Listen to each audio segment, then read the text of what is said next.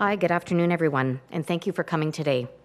I'm Deputy Chief Lauren Pogue of Community Safety Command, and I'm here to talk about a very busy weekend we have ahead of us, and want to let everybody know that we expect large-scale demonstrations.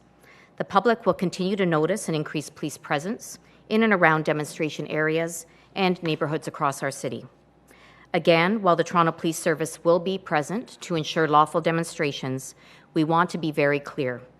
We will not tolerate any intimidation, any harassment, or any hate-motivated behavior aimed at specific communities in our city. We will always aggressively pursue any alleged or suspected cases of hate crime or violence in our city, including the recent arrest that we announced today. We continue to encourage citizens to report any allegations of these crimes to police for further investigation. We have heard the public's concern about hate speech and about messages at demonstrations and in our neighbourhoods as well. Anyone whose behaviour crosses the line from lawful demonstration to criminality can expect to be arrested. In addition to a visible frontline officer presence, we will also have officers from our dedicated hate crime unit who will be on the ground to gather evidence and investigate any suspected hate crimes, hate speech, or signage. It is important to remember that just because someone is not issued a charge at the time does not mean that they cannot be arrested at a later date, and I think today's press release was an example of that. Officers will continue to investigate and will pursue those responsible for any hate. Again, I want to thank our members who have been working very, very diligently over the last couple of weeks and who will continue to work to ensure that our city is safe for everyone. And I'll now take any questions. What are these large-scale demonstrations? Can you be specific who's organizing them and where they're taking place? We have many demonstrations occurring across the city, and they are both pro-Palestinian and pro-Israel demonstrations that are occurring on Saturday and Sunday. The arrest that was made today, the Bay enrichment incident, can you explain? Everything that I can share is already in the press release. I think one of the things that wasn't spoken about directly in the news release today was that the signage that was being removed were posters. Were they free hostage posters?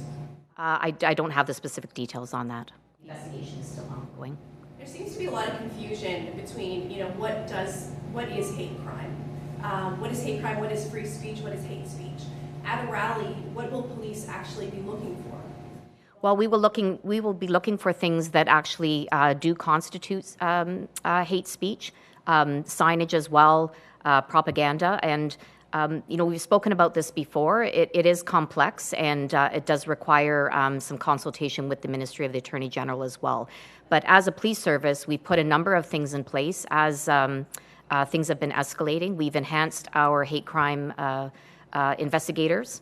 The enhancement of our unit itself, and we are, trying to streamline reporting as well, and really just encouraging a lot of people who may not have reported before to please come forward. We know that hate crime is underreported, and our officers are immediately gathering that evidence, commencing investigation, working with our specialized hate crime investigators and consulting with the ministry to lay charges at the earliest opportunity, and also just to actually review the incident and determine whether in fact it does constitute hate.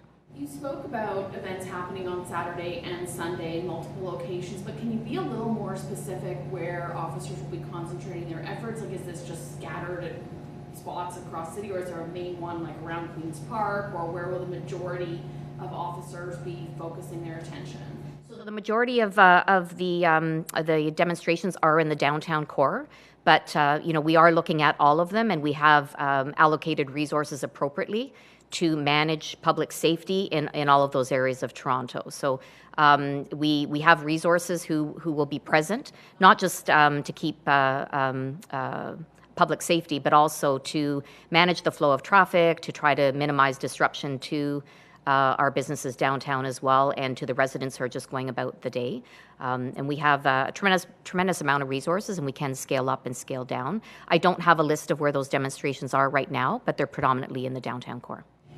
Last week, the chief spoke about the number of hate-motivated crimes that you were presently investigating since the start of the war. Do you have an update on the number of those incidents? I think it was 10 and 2. 12 in total from October 7th up until, I believe it was last Thursday or Friday.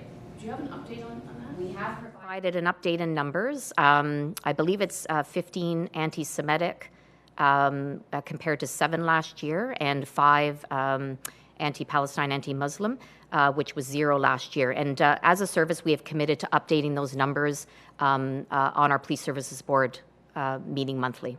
We're talking about numbers from October 7th up until today? Yes. Yes. Compared to the same year to date last year. And We can follow up with that to give you the exact numbers. I just wonder, the rallies that are planned this weekend, so they've all been in touch with Toronto Police and they have permits to have these demonstrations? Some do have permits and some don't. I mean, permits are generally help us respond, but, you know, we provide adequate resourcing regardless of that. And, you know, we do contact the organizers when we can to get a sense of what is expected, and also to lay the groundwork of what will be tolerated and what will not. how worried are police about some kind of spontaneous uprising or spontaneous protest that you're not aware of? Is that what this is largely about? No, it's not. In fact, we have many, many demonstrations every week in the City of Toronto. We are just responding to a different demonstration. We still today have no known threat to the City of Toronto, but we always ensure that, you know, that these protests are adequately resourced, again, to ensure public safety and to minimize disruption to our city. And just to follow up from what Karen was asking a little bit earlier, just about, you know, what is hate, what is free speech? Again, just, you know, what specifically it can constitute these things, because people are, can you define it in some stronger way about when you're actually attending an event, what is right and wrong? Like, how do you decipher? It's very, very complex, and this is why we have a process in place to gather that evidence. We have our hate crime unit investigators as well will be on the ground to gather that evidence, and again, to consult with, you know, they are experts in their area, but also consulting with the ministry to determine whether something actually constitutes hate. What about removing just a poster? There have been posters that have been posted everywhere. I would presume that's what was happening in this incident that we received the release of today, but removing a poster that says, "Free the Israeli hostages." If I see someone removing that poster, does that constitute a hate crime? What transpired and what is in the news release is that there was an assault that was motivated by hate, and that's all I can speak to at this time. You said in your opening, you used the words, it was either perceived or alleged hate speech. Could you expand on that a little bit more? Well, again, I think it's defining what actually constitutes that hate, which again, we do need time to look at. These examples of the demonstrations that we've been to, a lot of us have been filming.